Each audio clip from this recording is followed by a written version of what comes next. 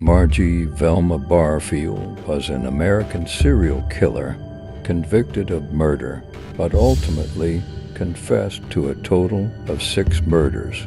Barfield was the first woman executed in the United States after the reinstatement of the death penalty in 1976, and the first woman executed since 1962. She was also the first woman to be executed by lethal injection. Velma Margie Barfield, born in Eastover, North Carolina, but grew up near Fayetteville.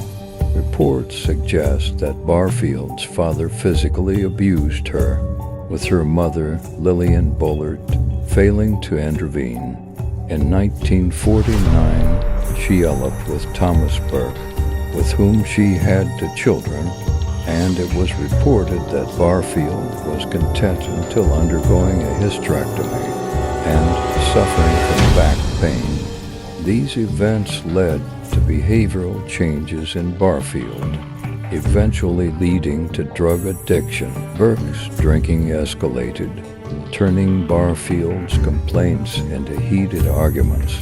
On April 4, 1969, after Burke fainted, Barfield and the children left the house, only to return to find the building burned down and Burke dead in 1970.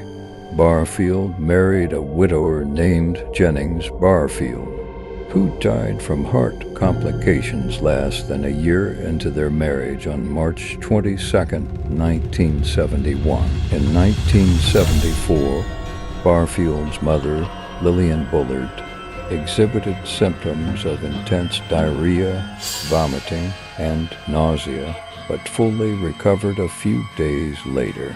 Later that year, during the Christmas season, Bullard fell ill again with the same symptoms, but was hospitalized on December 30, 1974, and died shortly afterward.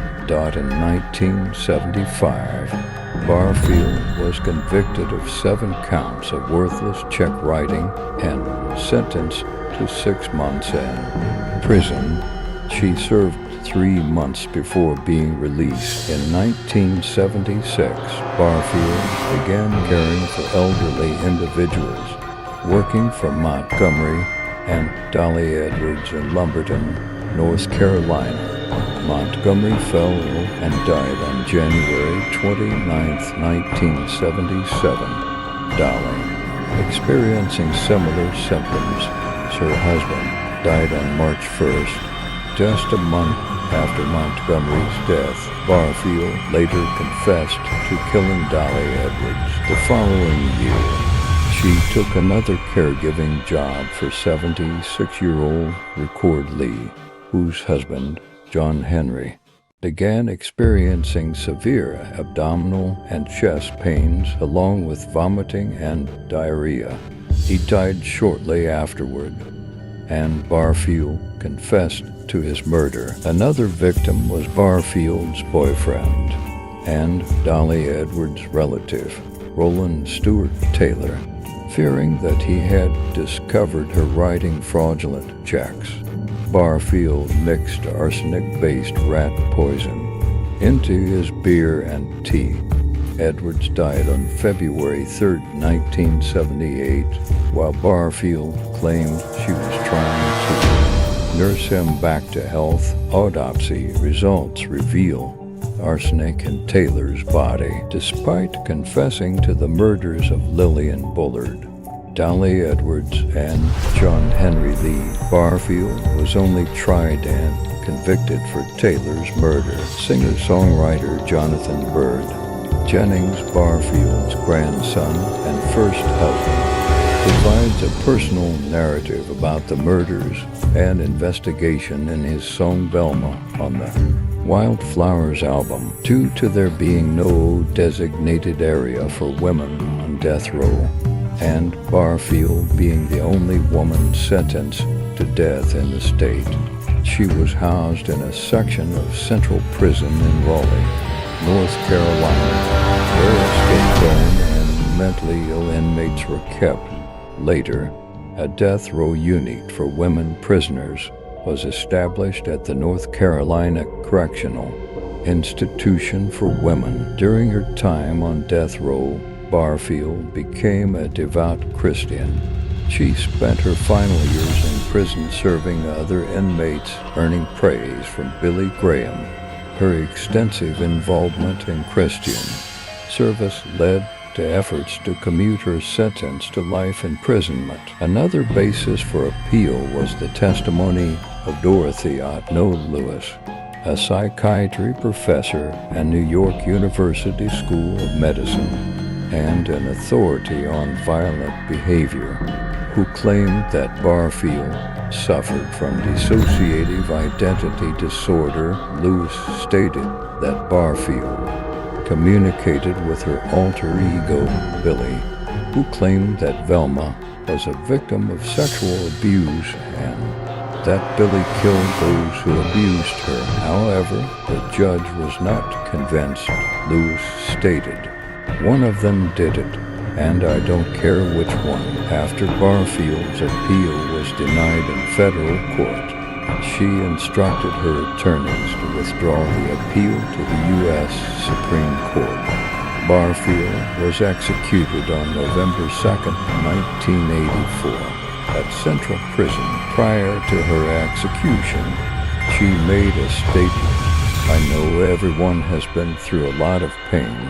I know all the families are connected, and I'm sorry.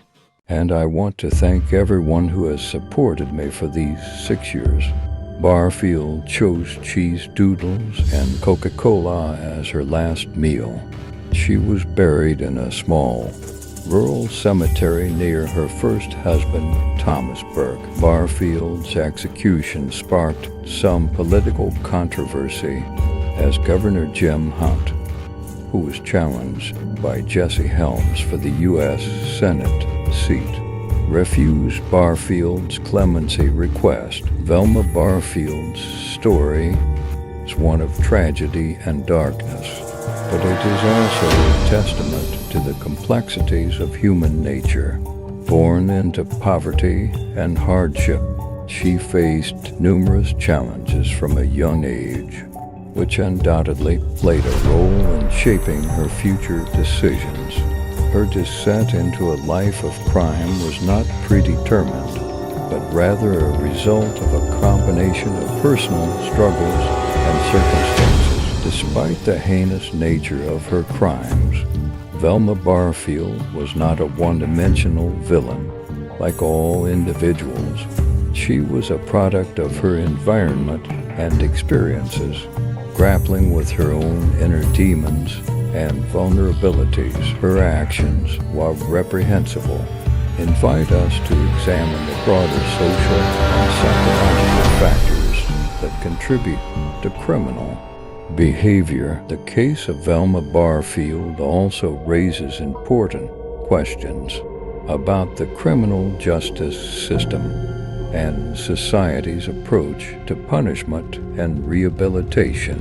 While her crimes warranted serious consequences, her execution sparked debates about the effectiveness of the death penalty as a deterrent to crime and the possibility of redemption for even the most morally compromised individuals. Furthermore, Velma's story serves as a cautionary tale about the dangers of unchecked desperation and the allure of easy solutions to life's challenges. Her willingness to resort to violence in pursuit of financial gain highlights the corrosive effects of poverty and inequality, underscoring the need for greater support systems and resources for those in need. Ultimately, Velma Barfield's legacy is a sobering reminder of the complexities of the human condition and their capacity for both good and evil within us all.